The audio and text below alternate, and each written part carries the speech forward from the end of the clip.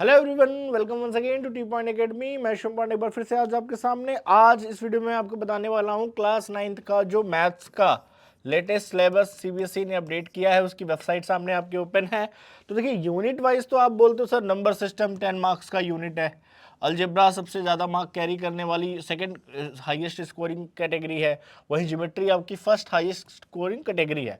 But ये unit wise है, algebra, coordinate, geometry, mensuration, statics, same unit आपको class 10th में भी मिल जाएंगी।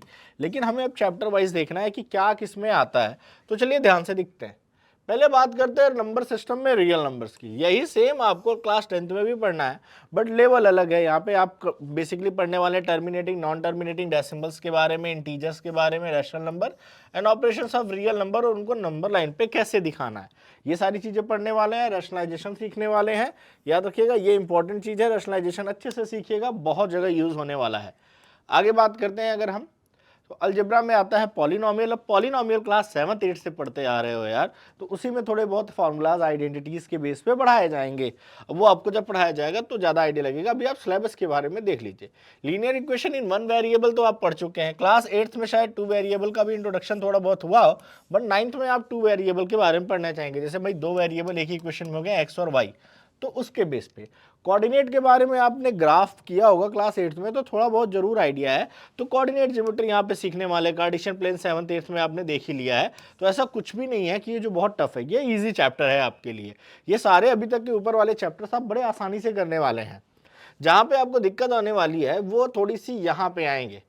अच्छा देखिए, यूक्लिड ज्योमेट्री में आपको पोस्टुलस और एक्सियम नाम की कुछ चीजें पढ़ाई जाएंगी। थोड़ा बहुत समझ में आ जाए तो आ जाए, आ जाता है वैसे तो। और मार्क्स बहुत ज्यादा एग्जाम में कैरी नहीं करता, लेकिन पक्का है कि 2 मार्क्स कैरी करेगा, और रेडी है तो वो मार्क्स आपके मिलेंगे ही मिलेंगे।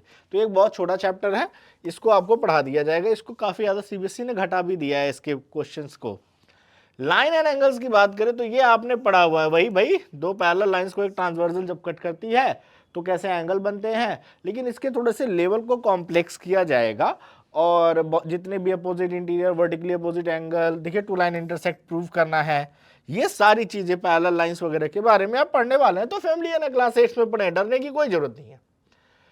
जब आते हैं आप ट्रायंगल में, तो आपको कॉन्ग्रुएंसी पढ़ाई गई होगी क्लास 8 में। ये वाला सिंबल याद है, क्लास 8 में ये कॉन्ग्रुएंसी पढ़ाई गई होगी। तो उसमें कॉन्ग्रुएंसी आपको जो 4-5 पढ़ी है, वही यहाँ पे 7th 8th में पढ़ी है, वो कॉन्ग्रुएंसी प्रूफ करनी है। थोड़े से क्वेश्चन के लेवल को बढ़ा दिया जाएगा। लेकिन आपको अगर कॉन्ग्रुएंसी आती है तो इसमें कोई न्यूमेरिकल क्वेश्चन नहीं आने हैं, सारे के सारे क्या है, थ्योरम बेस्ड क्वेश्चन आने हैं। थ्योरम बेस्ड क्वेश्चन आने, तो यहाँ पे आप थ्योरम पढ़ने वाले हैं, ठीक है। क्योंकि प्रूफ दैट में क्या होता है, थ्योरम बेस्ड क्वेश्चंस होते हैं। अब बात करते हैं क्वाड्रिलेटरल में। यहां पे आपको थोड़ी दिक्कत होगी। ऐसा नहीं है कि वो क्वाड्रिलेटरल आपने पढ़े नहीं है, सारे types of quadrilateral class 7th 8th में पढ़ा दिए गए हैं।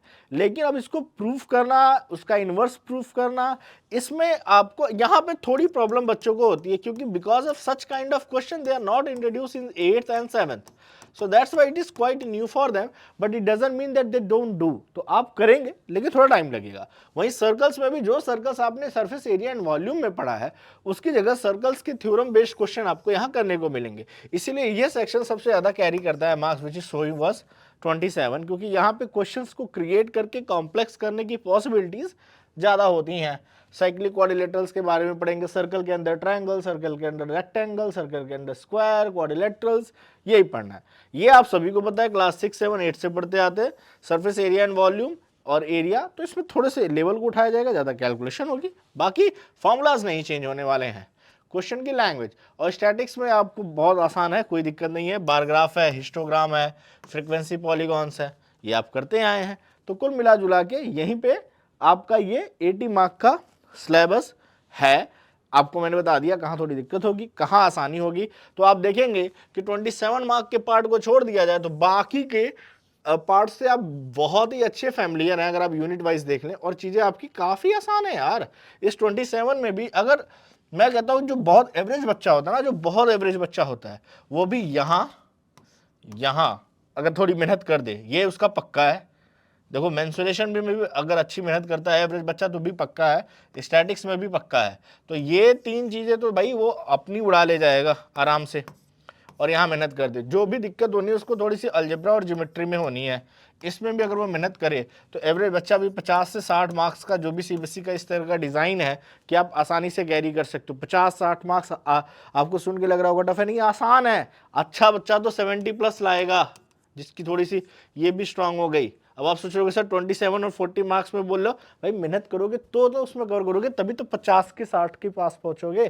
तो यही सिलेबस है, यही आपकी अपडेट है, मैंने बता दिया है। बाकी की अपडेट्स के लिए आप बने रहिए हमारे साथ, आपको ये सारी चीज़ें बहुत ही आसान लैंग्वेज में समझाई जाएंगी इस चैनल पे। Bye everyone, have a good day.